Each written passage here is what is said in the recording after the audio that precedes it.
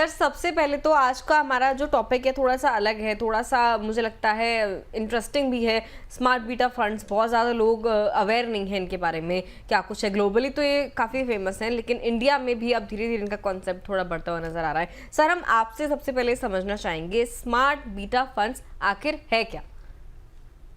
देखिए, smart beta funds को समझने के लिए पहले इंडेक्स फंड समझना पड़ता है। इंडेक्स फंड हम खासा समझते हैं कि इंडेक्स फंड बेसिकली किसी भी इंडेक्स, पर्टिकुलर इंडेक्स को बना के उसी के स्टॉक्स को जो है उसी कॉन्स्टिट्यूएंट में एक इंडेक्स बनाया जाता है, एक फंड बनाया जाता है और उसी को रेप्लिकेट किया जाता है। तो एक इंडेक्स फंड अगर आप देखेंगे तो एक इंडेक्स फंड के अंदर वही स्टॉक्स आपको मिलेंगे जो आपको इंडेक्स, वो पर्टिकुलर जो बेंचमार्क इंडेक्स है उसमें है और उसी कॉन्स्टिट्यूएंट में मिलेंगे। और जैसे उसमें बदलाव होता है वैसे इंडेक्स फंड में बदलाव होता है। तो ये इंडेक्स फंड होता है। अब स्मार्ट बीटा फंड जो हैं वो थोड़ा सा आगे चले जाते हैं। इन्हीं स्टॉक्स को लेकर एक पर्टिकुलर फैक्टर को चूज करके कुछ स्टॉक्स का सिलेक्शन किया जाता है और वो स्टॉक्स का सिलेक्शन करके एक फंड बनाया जाता है जो एक पर्टिकुलर इंडेक्स को रेप्लिकेट करता है। वो इंडेक्स उस स्मार्ट बीटा से रिलेटेड भी हो सकता है, एक ब्रॉड इंडेक्स भी हो सकता है। तो स्मार्ट बीटा जो है एक कुछ पर्टिकुलर फैक्टर्स को चूज करके, मान लीजिए, या कोई थीम को चूज करके, अगर हम आज के दौर में देखें इंडिया में तो कुछ मोमेंटम स्टॉक्स को चूज कर लिया, या आपने कुछ अंडर वैल्यूड स्टॉक्स हैं उनको चूज कर लिया, वो एक फैक्टर बन गया। या जो है आपने कोई और पर्टिकुलर थीम पकड़ा, कुछ वैल्यू स्टॉक्स पकड़े, या फिर आपने जो है कुछ टॉप के जो है 20 स्टॉक्स आपने निकाल लिए कुछ पर्टिकुलर फैक्टर्स को चूज करके। डिविडेंड यील्ड केवल आपने स्टॉक्स सिलेक्ट कर लिए। तो इस तरीके से फैक्टर्स को पैरामीटर बनाकर कुछ स्टॉक्स का सिलेक्शन किया जाता है और वो स्टॉक्स का जो कॉन्स्टिट्यूएंट है वो एक स्मार्ट बीटा फंड के अंदर आता है। तो सर एक स्मार्ट जी। बीटा फंड एक पर्टिकुलर स्ट्रैटेजी पे बेस्ड होता है। ओके सर, इन्वेस्टमेंट स्ट्रैटेजी के लिहाज से अगर देखा जाए तो फिर इंडेक्स फंड्स को हम लोग मोस्टली जानते हैं, हमारे निवेशक भी मोस्टली इसका जो अप्रोच होता है, जो इन्वेस्टमेंट स्ट्रैटेजी होती है वो लोग समझ गए हैं मोस्टली, क्योंकि काफ़ी पुराना है, काफ़ी ट्रेडिशनल है। अगर हम लोग स्मार्ट बीटा फंड की इन्वेस्टमेंट स्ट्रैटेजी की अगर हम लोग यहाँ पर बात करें तो सर वो कितना इंडेक्स फंड से कितना अलग होता है, उसकी जो स्ट्रैटेजी होती है वो कितनी अलग होती है इसमें? देखिए, ब्रॉड इंडेक्स फंड से थोड़ा सा अलग हो जाता है। ब्रॉड इंडेक्स फंड में तो जो भी आपने इंडेक्स लिया, मसलन आपने 100 निफ्टी 100 लिया, अब निफ्टी 100 के ही स्टॉक्स आपको जो है उसी कॉन्स्टिट्यूएंट में आपको इंडेक्स फंड में मिलते हैं। लेकिन जब हम स्मार्ट बीटा फंड की बात करते हैं तो स्मार्ट बीटा फंड उस पर्टिकुलर स्ट्रैटेजी को ही सिलेक्ट करता है, उस पर्टिकुलर फैक्टर को ही सिलेक्ट करता है और उसी से रिलेटेड स्टॉक्स जो है आपको फंड के अंदर मिलते हैं। तो इंडेक्स फंड के कंपैरिजन में वो फैक्टर्स के पैरामीटर के बेस पर फंड जो है आपका थोड़ा एग्रेसिव भी हो सकता है, थोड़ा जो है लो रिस्क भी हो सकता है। तो इस तरीके से फैक्टर्स के बेस पे एक पर्टिकुलर लेवल ऑफ स्टॉक्स का सिलेक्शन जब होता है तो ब्रॉड इंडेक्स के मुकाबले यहाँ पे आपको स्टॉक सिलेक्शन आपको लिमिटेड मिलता है।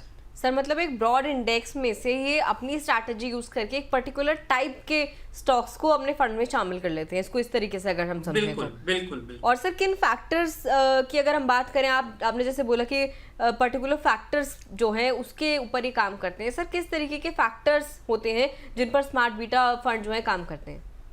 देखिए, फैक्टर्स तो बहुत सारे हो सकते हैं।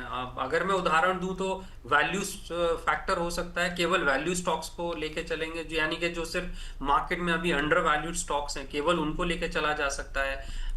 जो ग्रोथ स्टॉक है, केवल ग्रोथ स्ट्रैटेजी पे जो स्टॉक्स हैं केवल उनको लेके स्मार्ट बीटा फंड बनाया जा सकता है। अगर हम देखें तो आज की डेट में सबसे पॉपुलर भी है जो मोमेंटम थीम है, वो इसी स्ट्रैटेजी पे बनी है कि वो स्टॉक्स जो ट्रेंडिंग हैं और जो ट्रेंड दिखाता है कि आगे चल के ये ग्रो करेंगे, उन्हीं स्टॉक्स को सिलेक्ट करके एक मोमेंटम फंड बनता है। इसके अलावा डिविडेंड यील्ड आपका एक फैक्टर हो सकता है, केवल डिविडेंड यील्ड स्टॉक्स हो सकते हैं। 2-3 फैक्टर्स को, मल्टीपल फैक्टर्स को बना के भी एक फंड बनाया जा सकता है। मसलन केवल पी बेस्ड ले लिया, उसके साथ डिविडेंड यील्ड ले लिया, या उसके साथ एक और फैक्टर जोड़ दिया, तो मल्टीपल फैक्टर्स को लेके भी एक फंड बनाया जा सकता है। सर मतलब ये जो अभी जिन फंड से हमारे निवेशक रूबरू हुए हैं, जैसे मोमेंटम फंड हो गया, वैल्यू फंड है, कॉन्ट्रा फंड है, तो क्या सर ये भी इसी कैटेगरी में फॉल करते हैं स्मार्ट बीटा में? देखिए, स्मार्ट बीटा फंड की ही कैटेगरी में आएंगे, क्योंकि एक पर्टिकुलर फैक्टर को लेके ये फंड बनाया गया है, एक पर्टिकुलर स्ट्रैटेजी को लेके ये फंड बनाया गया है। जो नॉर्मल इंडेक्स फंड होता है वो ब्रॉड इंडेक्स फंड होता है, चाहे वो निफ्टी 50 हो, चाहे वो निफ्टी नेक्स्ट 50 हो, निफ्टी 100 हो, या मिड कैप 250 हो, तो वो एक ब्रॉड इंडेक्स में होता है। लेकिन ये एक उसी ब्रॉड इंडेक्स में से निकल के एक छोटा फंड, छोटा इंडेक्स हम बोल सकते हैं, वो निकल के आता है, जिसमें एक पर्टिकुलर फैक्टर बेस्ड ही स्टॉक्स होते हैं। तो जहां भी फैक्टर बेस्ड स्ट्रैटेजी आएगी, वो आपका स्मार्ट बीटा फंड्स की कैटेगरी में चला जाएगा।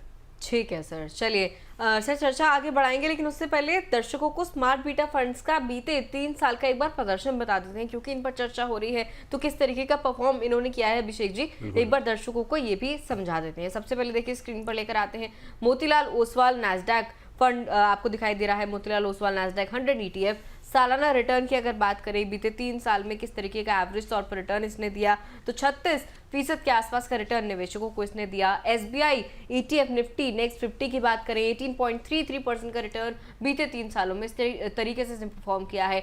ICICI prudential Nifty low volume 30 ETF fund की अगर बात करी जाए 16.36% का रिटर्न इसने भी दिया है। उसके अलावा अगर देखा जाए तो PIGSC निफ्टी 100 क्वालिटी 30 ETF ने भी 14.21% का रिटर्न दिया है।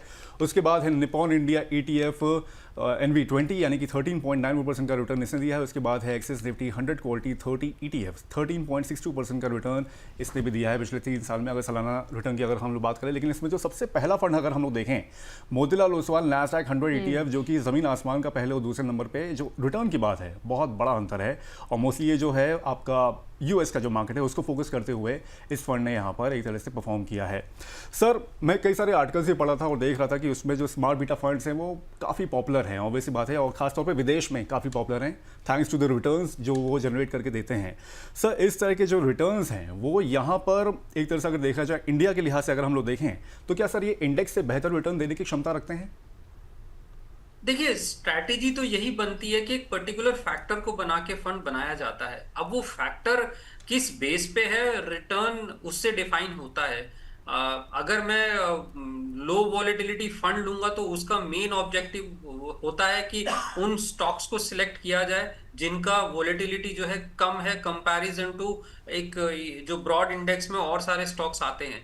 तो वहां पे लो वॉलेटिलिटी एक फैक्टर बन जाता है। अब उसका रिटर्न जो है एक मे बी इंडेक्स फंड से जो है आपका जो है कम भी हो सकता है, क्योंकि उसमें केवल वो लेवल के स्टॉक हैं जो केवल लो वोलेटिलिटी के हैं। एक ब्रॉड इंडेक्स में आपके ग्रोथ स्टॉक भी हो सकते हैं और लो वोलेटिलिटी स्टॉक्स भी हो सकते हैं। वहीं पे अगर आप मोमेंटम जैसी स्ट्रैटेजी लेते हैं तो केवल वो स्टॉक्स उसमें आएंगे जो ट्रेंडिंग है, जो ग्रो करेंगे और एक्सपेक्टेशन है कि इसमें अच्छा ग्रोथ आएगा। अब उनका जो वोलेटिलिटी फैक्टर है वो बहुत ज्यादा हो सकता है, बहुत अच्छा रिटर्न भी दे सकते हैं, आपका डाउनसाइड भी अच्छा देखने को मिल सकता है। तो डिपेंडिंग ऑन क्या फैक्टर्स को बेस बनाया है पर्टिकुलर स्मार्ट बीटा फंड ने, उसके बेस पर रिटर्न निकलता है। हाँ, ये जरूर है कि स्मार्ट बीटा फंड्स एक डिफाइंड स्ट्रैटेजी पे होता है, एक पर्टिकुलर स्ट्रैटेजी पे बेस्ड होता है, और वो स्ट्रैटेजी क्या है उसके बेस पे रिटर्न आपका जो है डिफाइन होगा। अब वो ब्रॉड इंडेक्स से क्या ज्यादा रिटर्न देगा या उसके बराबर देगा या कम रिटर्न देगा, अब डिपेंड करता है किस तरह का स्मार्ट बीटा फंड है। आपका मोमेंटम जैसे फंड्स हैं वो ज्यादा रिटर्न भी देने की क्षमता रखते हैं।